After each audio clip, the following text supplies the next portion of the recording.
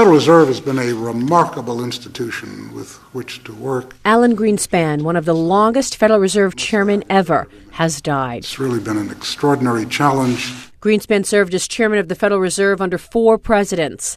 Appointed by Ronald Reagan in 1987, he was a steward of the American economy for almost 2 decades.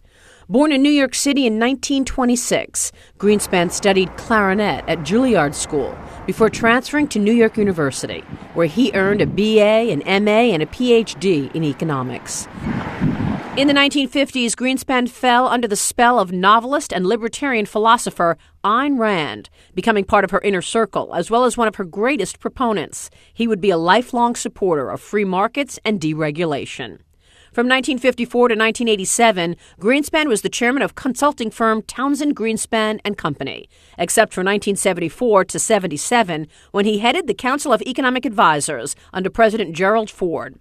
He also worked on Richard Nixon's 1968 presidential campaign, but turned down the position of budget director, later explaining he and Nixon didn't get along. Well, I got along very well in the very beginning when I thought he was a former vice president who was staid, articulate, smart. And then they let me in the inner circle. And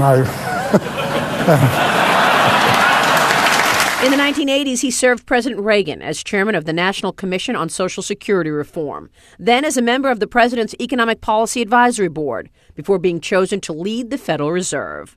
2 months later, after his confirmation on October 19, 1987, came Black Monday, where the market lost 508 points, then the largest one-day percentage decline in Dow Jones history.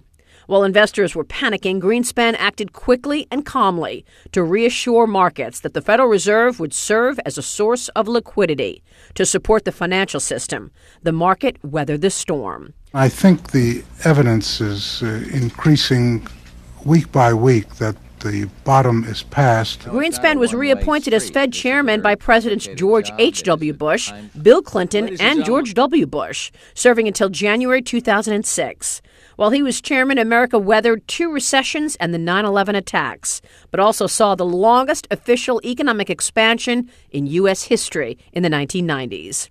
During his tenure, Greenspan was known for taking strong anti-inflation measures, and in a 1996 speech, he famously warned against irrational exuberance that creates overvalued markets. How do we know when irrational exuberance has unduly escalated asset values?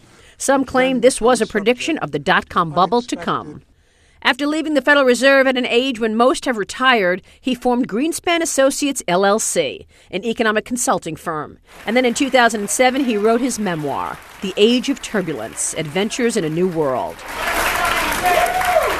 Greenspan, who said he got the best ideas in the bathtub, wrote most of the book while taking a soak.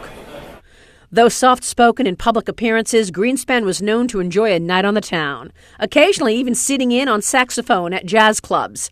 His friends describe him as an intelligent, civil, decent, hard-working man who just happened to be put in charge of the world's largest economy. He is survived by his wife, journalist Andrea Mitchell.